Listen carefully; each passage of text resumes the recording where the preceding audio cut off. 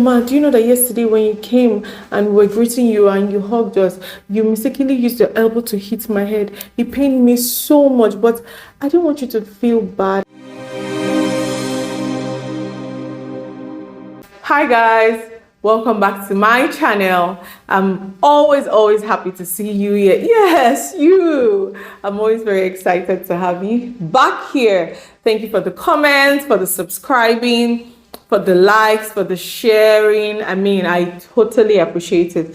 And remember, if you know anybody that this can be of benefit to, please share with them. Maybe it's a guardian, a parent, your friend, a pregnant woman, a soon-to-be mother, somebody who's planning to get married, somebody who's waiting on children. Whoever you think it to be of benefit to, please share with them. Today, I'm going to be discussing a general topic titled How to Raise Good Children. This topic is ambiguous. It is so big. I'm not sure if I can finish it in one part, but if I'm not able to finish it in one part, I'll come back to, or I'll do a part two. I'll break it into two parts, okay? Have you noticed that as parents, if care is not taken, all we probably focus on will be our children's good grades, the extracurricular activities that our children do, our children's soccer practice, their music classes and all that. And we practically would almost forget to put efforts in nurturing other components of those children, which makes them good children, or which makes them to be a good person. Now, how do you treat your children? Treat your children with love and respect. Treat them with kindness. You know, I usually emphasize on this channel the importance of showing love to your children at every opportunity. Being respectful to them, being kind to them are ways to actually show love. When you're upset, how do you speak? When you are angry, how do you speak? Do you speak harshly? Do you raise your voice? Do you bully the people around you, your mates? How do you react? Your children literally do as I do.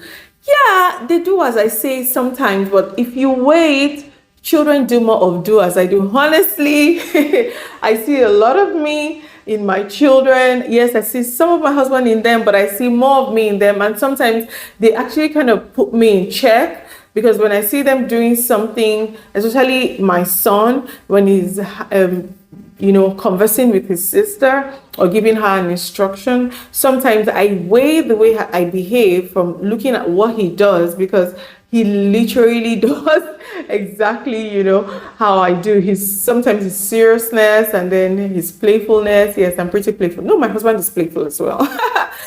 So that. Be kind and respectful towards your child, and you will receive vice versa. That's just how it works. Discipline your children consistently. I'm not talking about punishment. I'm saying discipline your children consistently.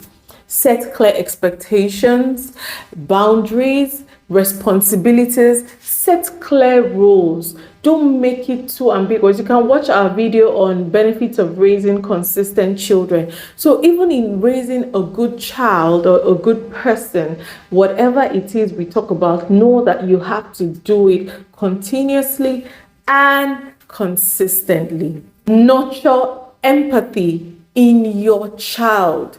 Every child needs to develop their own emotional intelligence, and you are the one who will help them do so by how you treat them, what you do to them, and all. Develop their human relational skills as they are growing. It will determine how they would relate with people as they grow older and when they get to the real world situation. I'm going to give two examples, and then I'm going to give you the last point under raising emotionally intelligent children. I remember some Sundays ago, before my daughter turned 6, when she was 5, one of those days in the afternoon, you know how Sundays you come back from church, yeah, you have to cook, but a lot of time, by the time you're done, you've eaten, you're tired. I was exhausted that day, I ate, and there were dishes in the kitchen. I could not. So I literally just went into the room, went to lay down. I couldn't even sleep, but I just needed to lie down, rest my back and just chill. And then my son came in and he's like, Mom, can you come out? You've been here. We miss you. Just come to the living room. And I'm like, okay. So I come to the living room, and then my daughter just pops out from the kitchen, and she's like, Mommy, don't come to the kitchen. Don't come yet. Please just hold on. I'm like, okay. So, I stay back, and by the time she was done, whatever she was doing, she said, Mommy, come, close your eyes. I have a surprise for you. My daughter was 5 at this time. And I stepped into the kitchen and she went, ta-da! Oh my goodness. She literally had washed all the dishes in the kitchen. I really felt so emotional. I mean, she was sensitive enough to do that. And there's this thing I do in my kitchen when I'm done washing the plates. I wipe everything, put everything in the drawers, in the cupboards, the drawers, so that the kitchen is just clear and set. She wiped everything. Immediately she showed me my first response was run into the drawers, check that everything was wiped dry, because you know how these things work. If you don't wipe them dry, roaches can come and start living with you in your cupboard and in your drawers. So I checked everything and she did a fantastic job. I couldn't even hold it. I said, you deserve an award. What do you want? And guess what she said she wanted? She said she wants eclairs, as in sweet. So I said, how many? And she said 2. So I gave her 2 eclairs, and I was really proud and thankful. That was really thoughtful of her, because she observed and, realized the fact that, oh, wow, my mom is tired. Helping will be good. Another example I'll give you was when my son was about 4 or 5 years old as well. Somebody came to visit us, one of our dear friends, a big young auntie. And she loves children. She loves my children very much. She came in to visit us, and that day, my children were happy to see her, so they hugged her and everything. So all of a sudden, I noticed that after greeting, my son went back to the living room. He just sat down quietly and all. So the next morning, I saw my son talking to her, so she now called me. She now called me and said, Annie, come. And I went and said, is everything okay? She said, oh God, your son, you have a beautiful son. And I'm like, why? What happened? And she explained that he came to tell her that, oh man, do you know that yesterday when you came and we were greeting you and you hugged us, you mistakenly used your elbow to hit my head. It pained me so much, but I didn't want you to feel bad. So because you just came and I didn't want to tell you that. So that was what happened yesterday. And she said she felt so sorry, that she was like, oh, I'm so sorry. But if it was someone who has been brought up, to react at every little thing, he'll probably say, you hit me. And then, he will start reacting, and the person may feel bad, or the visitor may feel embarrassed, or the visitor may feel like, oh my God, what have I done? So, and another thing to help your children, to help nurture empathy in your child, is apologizing to them when you have to. When you have done what is not right, just like you're teaching them to apologize, you also say, oh, I'm sorry about that. It comes to me naturally and it comes to me very quickly. So does it to my husband.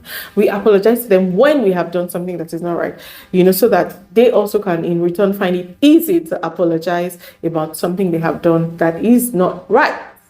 Encourage your children to lift others up. When I pick my children from school, one of the questions I ask them is, who are you kind to today? Did you help anybody in school today?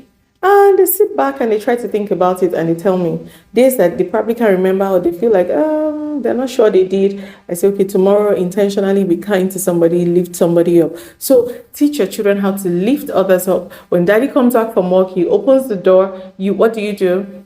You welcome him after greeting him, hugging him. You collect his bags. When they're stuffed on the boat, you go out, you help, you bring things in. These are ways to show children that they can also offer a helping hand. And this goes a long way, especially when they see that they are being appreciated.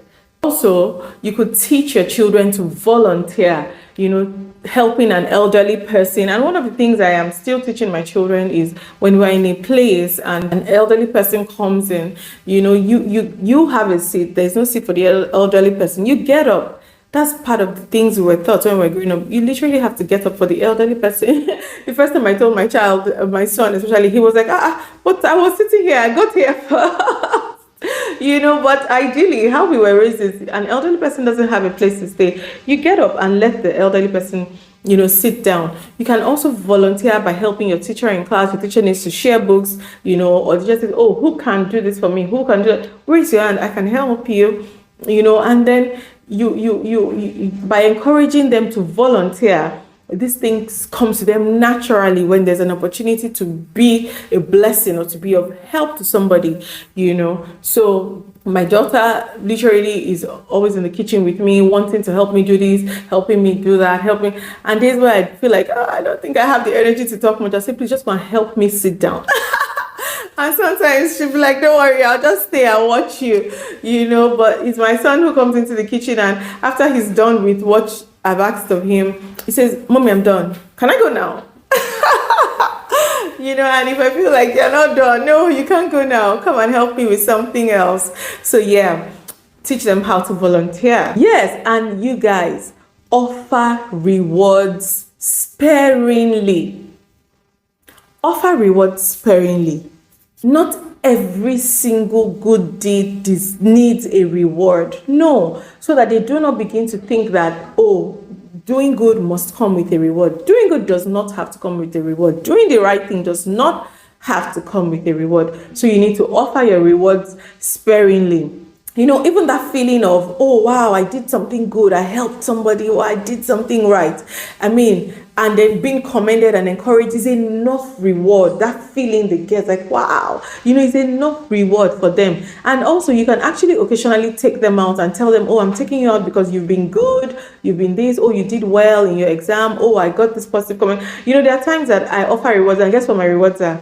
Sweet. Maybe just one chocolate or just one sweet. So I usually have it in the freezer. So you do something like, you deserve an award or you deserve a reward. And I give. And there are sometimes that maybe after the music classes, my daughter can come to me or my son and they can be like, Mommy, I did well in music class today. I asked my teacher, he said I did well. Can you give me a reward? And I'm like, nah, I'm not giving you a reward. You have to do well in music class. Reward or not, that's the right thing to do, to do well. So not everything comes with a reward. And there are times that they probably do not even do anything. And I just say, would you guys like to have some chocolate? Would you guys like to have some sweet? And then they get it. So offer rewards sparingly. Don't make it look as if every good deed, everything done right must be rewarded. No. So that they do not get a wrong impression about doing or good or being good.